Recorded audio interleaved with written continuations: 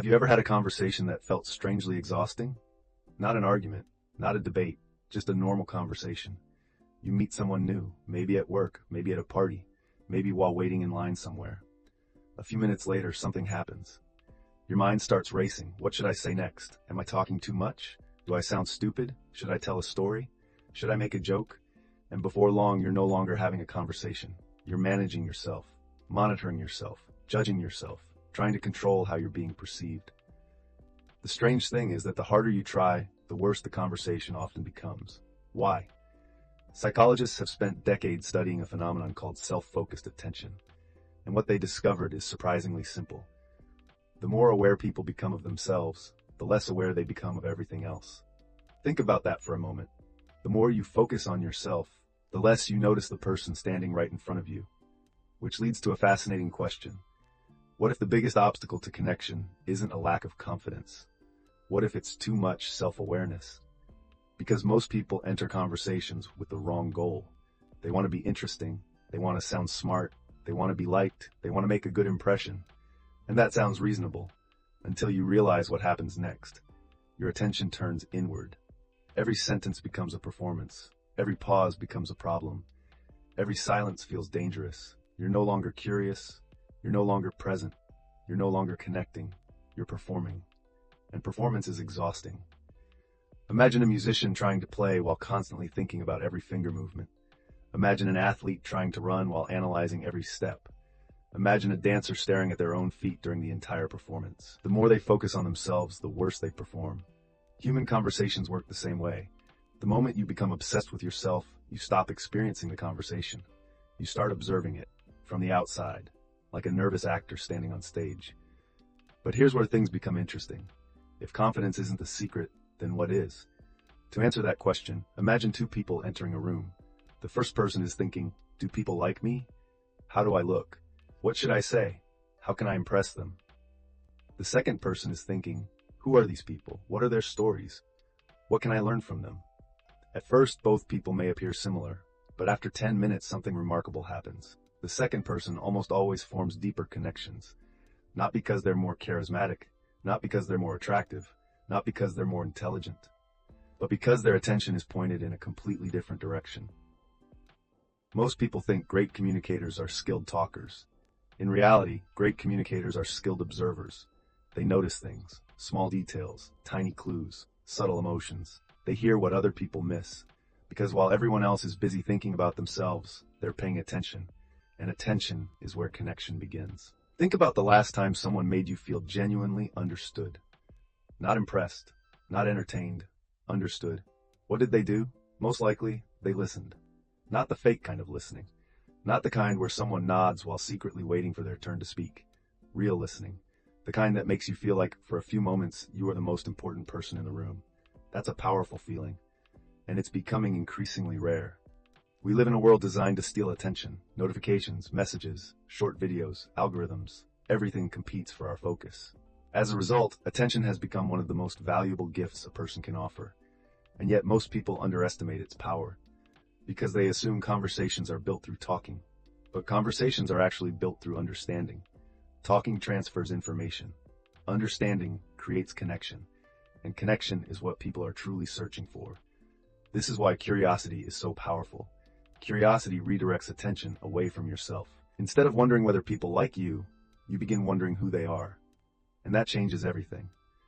Imagine someone tells you they recently quit their job. Most people hear a fact. A curious person hears a mystery. Why did they quit? Were they unhappy? What happened? Were they scared? What are they planning next? What dream are they chasing? One sentence becomes an entire story. And stories are where human connection lives. Think about your closest friendships. They're not built on information. They're built on stories. Stories about failure. Stories about fear. Stories about heartbreak. Stories about growth. Stories about becoming. The deeper the story, the deeper the connection. But most conversations never reach that level, because people stay trapped on the surface. Someone mentions a hobby. You say, that's cool. Conversation over. Someone talks about travel. You say, nice. Conversation over. Someone mentions a personal challenge. You change the topic. Opportunity gone. Entire worlds disappear every day because nobody slows down long enough to explore them. And this leads to one of the most important truths about communication. People don't want perfect conversations. They want meaningful ones. There's a huge difference. A perfect conversation is smooth. A meaningful conversation is real. One seeks approval. The other seeks understanding. And understanding requires vulnerability. Not dramatic vulnerability. Just enough honesty to move beyond the surface. Because beneath every job title, every hobby, every social mask, there is a human being trying to make sense of life. Just like you. That's what creates common ground. Not shared interests. Shared humanity. You may have completely different backgrounds, different careers, different beliefs, different lifestyles. Yet beneath those differences, most people are carrying remarkably similar struggles. Doubt, hope, loneliness, ambition, love, loss. The deeper you go, the more similarities you find. Which is why great conversations often feel effortless. Not because they're effortless, but because the focus shifts away from performance and toward discovery. You stop trying to create connection. You start uncovering it. And that's when something unexpected happens. The pressure disappears. You no longer need to think about what to say next, because curiosity keeps generating new paths. One answer leads to another question. One story reveals another layer. One emotion uncovers another experience. The conversation becomes alive, not because you're clever, but because you're interested. Now here's the irony. The people who desperately want to be interesting often struggle the most socially, while the people who are fascinated by others naturally become more interesting themselves. Why? Because curiosity makes you present. Presence makes people feel seen, and people are drawn toward those who make them feel seen. Not because it's impressive, but because it's rare. Most people spend their lives wanting attention.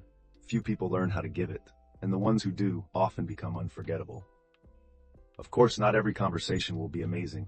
Some people won't open up. Some interactions will remain awkward. Some silences will feel uncomfortable. That's part of being human, but silence isn't failure.